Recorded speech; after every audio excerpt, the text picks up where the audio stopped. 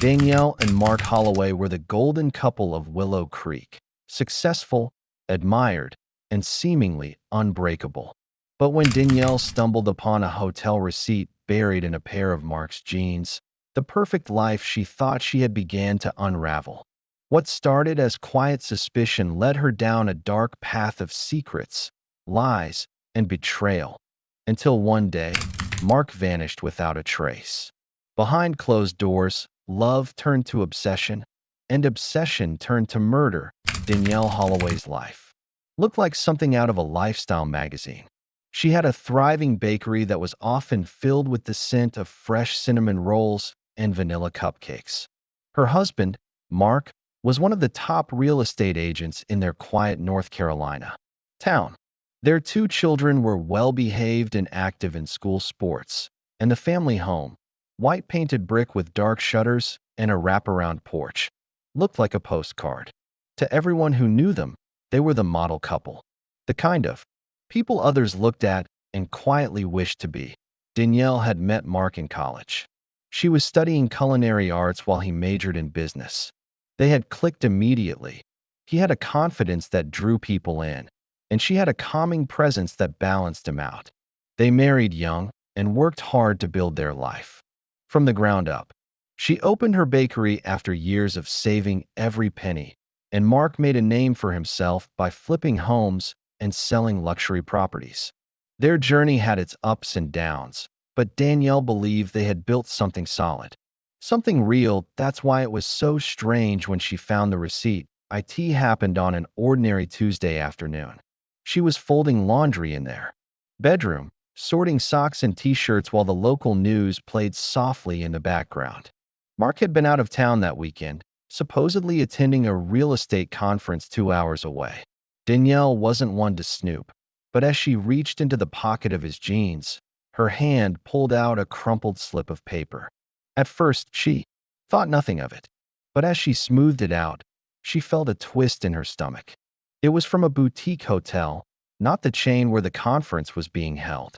The date matched the same weekend. He claimed to be away for business. She stared at the receipt for several minutes.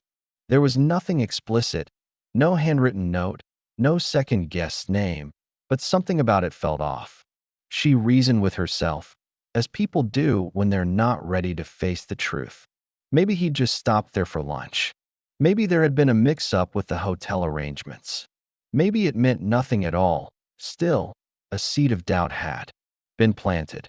Over the next few days, she began noticing little things she'd always brushed off. Mark's phone was always face down. He had recently changed his passcode. There were new colognes she hadn't seen before. He had started taking more work trips, and his excuses felt thinner each time. A few times, she caught him texting with a faint smile, only to quickly lock the screen when she walked into the room. Danielle didn't say anything. She didn't confront him. She wasn't ready.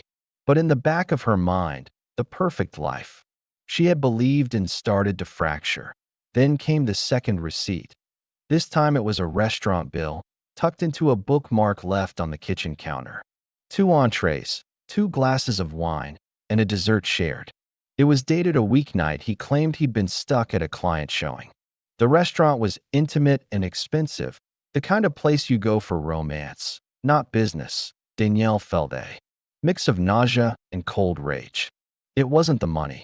It wasn't even the betrayal, not yet. It was the deception, the ease with which Mark had slipped into lying. The realization that while she had been putting the kids to bed and baking early mornings to fill her orders, he had been whining and dining someone else. Still, she didn't confront him. Instead, she bought a small notebook and started writing things down. Dates, places, receipts. She wasn't sure what she was building or what she hoped to find, but the facts started to pile up quickly. He had become sloppy, too confident in her trust. She told herself she just needed more proof. That once she had enough, she would confront him, maybe even leave him. But deep down, something else was growing, a quiet fury. A need to know how deep this went, how long it had been happening, whether the man she'd loved all these years had ever really existed. Danielle didn't realize it yet, But the perfect image she had spent her adult life building was about to come crashing down. And when it did, she wouldn't be content just picking up the pieces. She would want answers. And eventually, she would want something more than that: justice or revenge. Sometimes, it's hard to tell the difference. Danielle's days quickly shifted from routine to obsession. She still woke up early to prep pastries for the bakery, still packed school lunches for the kids, and still greeted customers with her usual warmth. But behind her eyes, everything had changed. Her mind raced constantly, replaying old conversations, re-examining innocent moments that now seemed suspicious. Every time Mark left the room, she scanned his phone's notifications or glanced at his call history when the screen briefly lit up. Each clue led her deeper into a world she never imagined she'd be forced to navigate. She stopped sleeping properly. Most nights, she sat in the living room long after everyone had gone to bed, staring blankly at her notebook, trying to make sense of it all. The more she looked, the clearer it became. Mark wasn't just having an affair. He was having affairs. Multiple. With different women, in different places, at overlapping times. He was careful, but not careful enough. Danielle noticed patterns. There were certain names that came up on their phone bill repeatedly. The same few numbers, often contacted late at night or just before he left for his business trips. One of the names was saved under a fake business contact. Danielle reverse searched the number and discovered it belonged to a woman named Alana, a fitness instructor from a town just 30 minutes away. Her social media was public, and one scroll through her photos showed a smiling, toned woman who posted gym routines, green smoothies, and beach selfies. In one post, dated 2 weeks earlier, she posed at a coastal resort, one Danielle now knew Mark had also visited, thanks to another hotel charge. That was the moment Danielle's heartbreak turned to something colder. It wasn't just betrayal. It was mockery. He had paraded his lies in plain sight, confident she would never look twice. But now she was looking, and she wouldn't stop. She hired a private investigator, someone discreet, someone out of town. She told him Mark was acting strangely and that she suspected infidelity. She didn't share how much she already knew. She wanted an outsider's confirmation, a second set of eyes. The investigator took the job and promised updates in a few days. While she waited, Danielle deepened her own investigation. She made fake social media accounts to follow the women she suspected were involved. She found more: a dental hygienist named Claire, a divorced mother of one named Rachel, and a nurse named Emily. Each woman lived in a different part of the state, and each seemed to believe Mark was single, or at least emotionally available. Emily, the nurse, was different from the others. She posted pictures of flowers Mark had sent her. She captioned them with heart emojis and referred to him as M. Danielle's stomach turned as she realized how intimate they must have become. Then came the final blow: a short video Emily had posted, taken at a park. She panned the camera toward Mark, who stood in the background smiling at her. He wasn't wearing his wedding ring. When the private investigator called days later, he had even more disturbing information.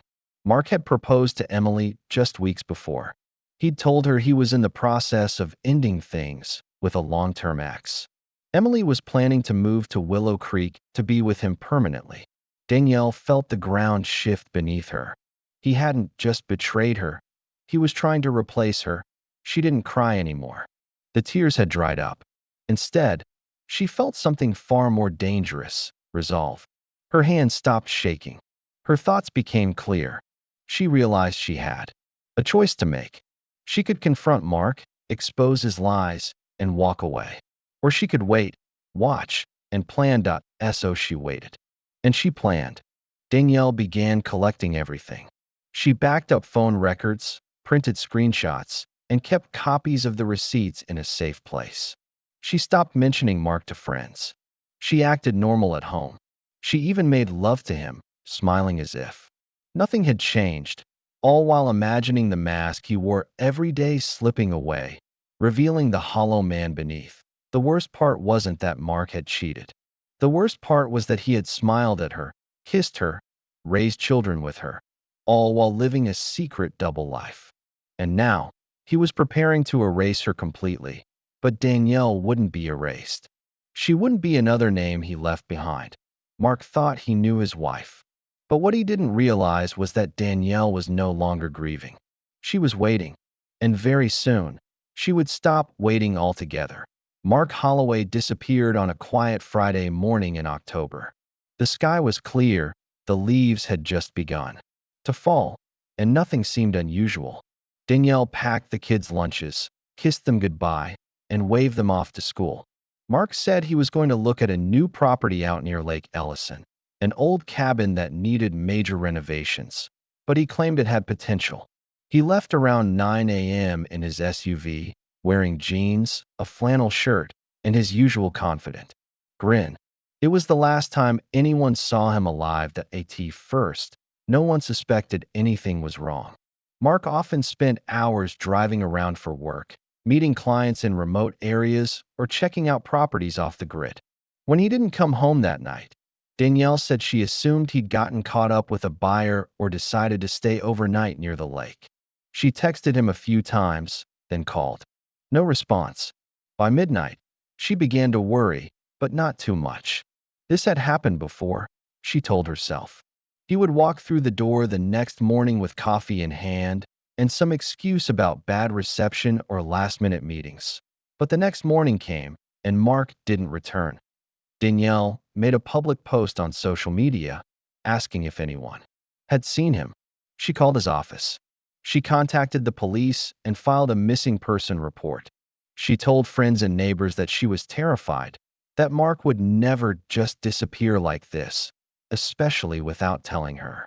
People rallied around her, dropping off meals, helping organize search parties, and sharing her posts far and wide. Local news picked up the story within a few days. The police began an official search. Mark's phone was unreachable, and GPS history only showed his last location near the road leading out to Lake Ellison. After 4 days, his SUV was found abandoned on a narrow dirt path deep in the woods. The car was locked. Inside, everything looked undisturbed. Wallet in the glove box, jacket on the back seat. But Mark's phone was missing. The keys were gone, too. Danielle appeared on local TV that evening, her voice cracking as she begged for answers.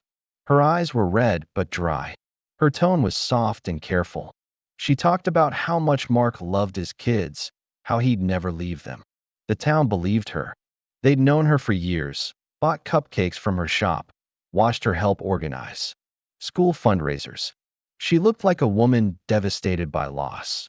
But quietly, behind the scenes, detectives were beginning to raise questions that Mark's co-workers admitted that he'd seemed distracted lately.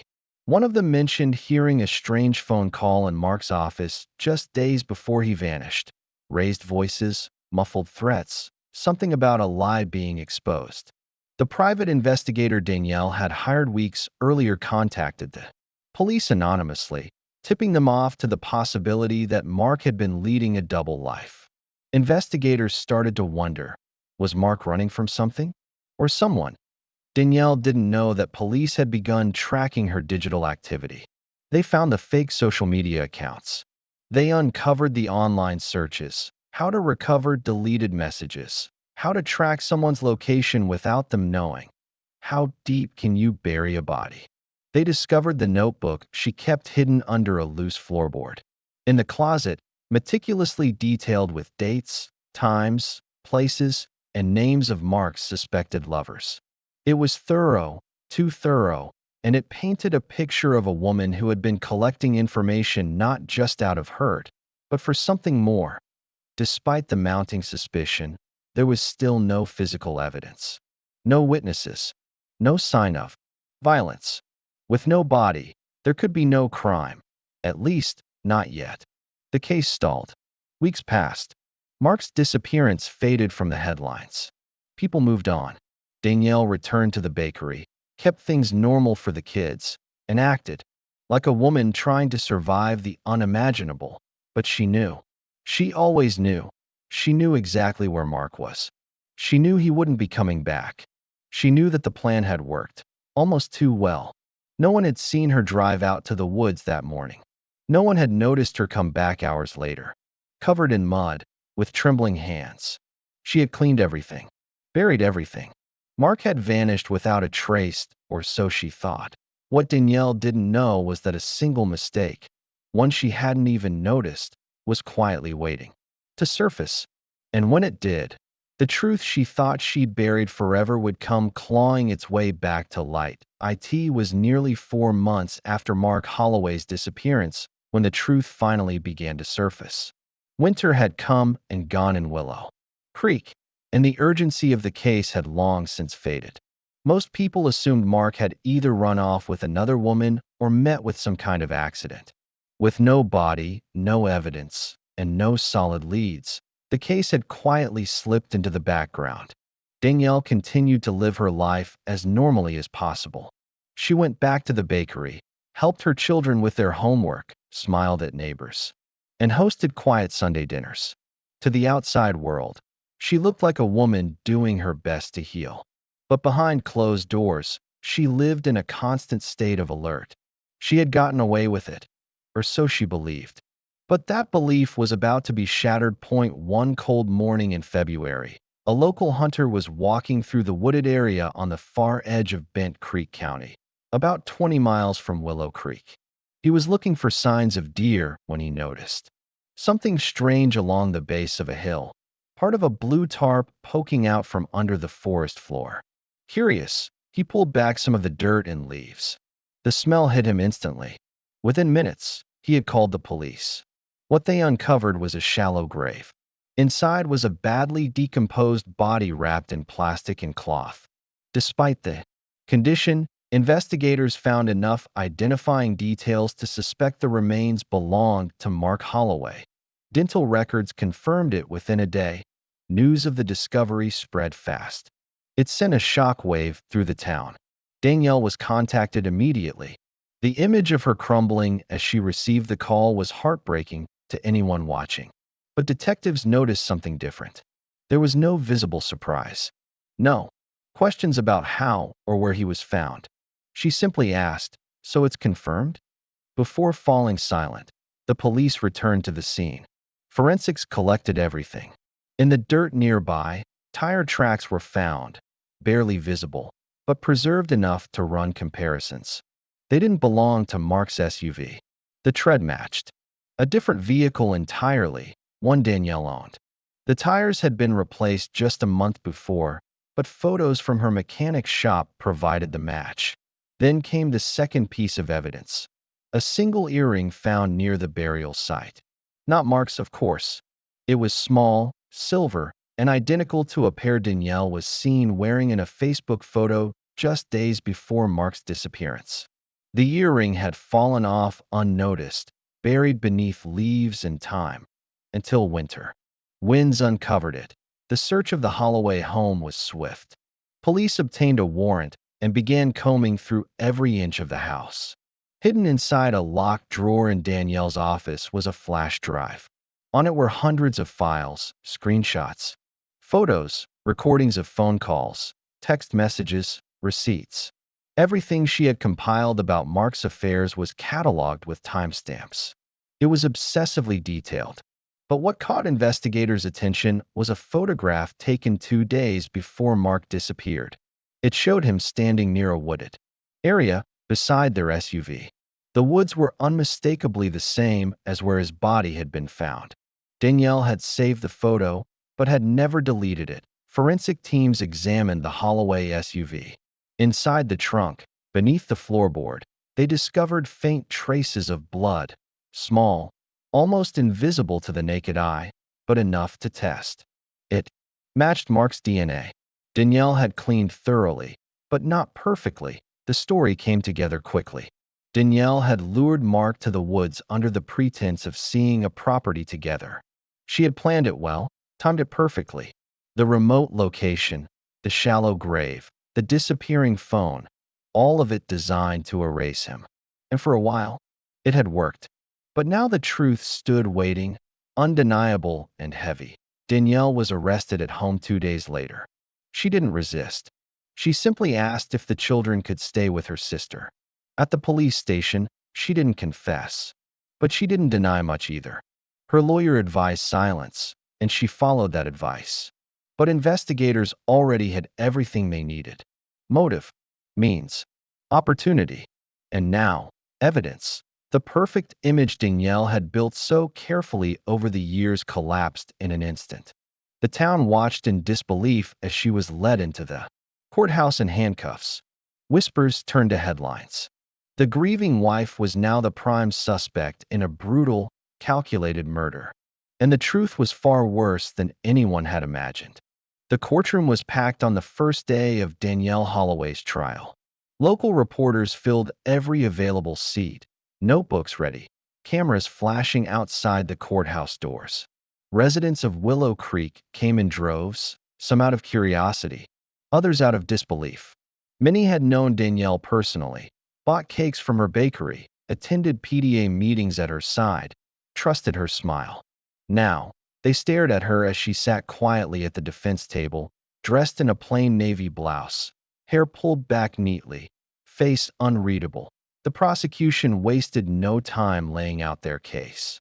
They painted a chilling portrait of a woman who had spent months building a meticulous file of her husband's infidelities, not for divorce proceedings or therapy, but as a blueprint for murder. Every document she had saved, every receipt, every message, every photo was shown as evidence of her growing obsession. They argued that Danielle had become consumed with the need to control the narrative of her life, to punish the man who had shattered the illusion of their perfect marriage. They described how she had planned the murder with precision. She had chosen a remote area she knew would go undisturbed during hunting season. She had used her own vehicle, cleaned it afterward, replaced the tires, and made sure to wipe down surfaces. But what she couldn't wipe away were the details she had left behind. The blood in the car, the earring in the dirt, the damning photograph showing Mark near the very woods where his body was discovered. The defense, in contrast, took a more emotional approach. They didn't deny that Danielle had discovered Mark's affairs, nor did they hide the anger she had felt. Instead, they leaned into it. They presented her as a woman betrayed, heartbroken, and overwhelmed by humiliation.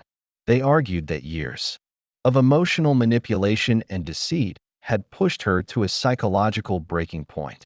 Her obsession, they said, was not premeditation but desperation.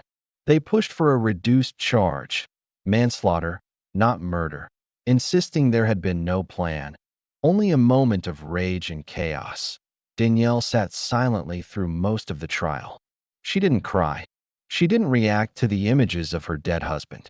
She didn't flinch when Emily, the nurse Mark had proposed to, took the stand in tears and described how she had believed Mark was a single man ready to start a life with her. Danielle didn't speak until the final day of testimony, when she was called to the stand. Her testimony was brief and carefully worded. She admitted to discovering the affairs. She admitted to following Mark one day and confronting him. But she stopped short of confessing to murder. She said they went into the woods to talk. She claimed he became angry, that there was a struggle. Her voice never cracked. Her eyes never shifted. She showed no fear, no sorrow, only a strange calm that left the courtroom unnerved. The jury deliberated for less than 2 days. On the third afternoon, the verdict was read: guilty of first-degree murder. Danielle blinked slowly, her expression unchanged. The sentence came swiftly after: life in prison without the possibility of parole. As she was led away in handcuffs, she didn't look at her family. She didn't look at the cameras. She stared straight ahead, as if already far from the world around her. In the weeks that followed, the story dominated state headlines. True crime blogs picked it up. Documentaries were planned. Everyone had an opinion about Danielle Holloway. Some saw her as a cold-blooded killer who had murdered her husband in cold calculation. Others saw her as a woman destroyed by betrayal, abandoned by the justice she had hoped for in life. forced to take matters into her own hands. But the truth was never black and white. There was no moment of peace, no final confession, no remorse that ever reached the surface. Danielle never granted interviews from prison. She refused media requests and ignored letters from journalists. But one detail emerged from her first weeks behind bars, something passed on by a prison nurse. She said Danielle kept a single item pinned to her cell wall, a photo of her family, taken 3 years before Mark's death. All four of them smiling in front of their house, arms wrapped around one another, the perfect illusion of happiness. That was the last time, the nurse said, Danielle was ever seen crying. The case left a permanent mark on Willow Creek. The Holloway house was sold. The bakery was closed. The children went to live with Danielle's sister in another state. Life moved on, but the shadows of what happened never really left. People still speak of it in hushed tones, how a marriage that looked flawless from the outside hid something dark and deadly inside, and how, in the end, the perfect wife became the perfect criminal.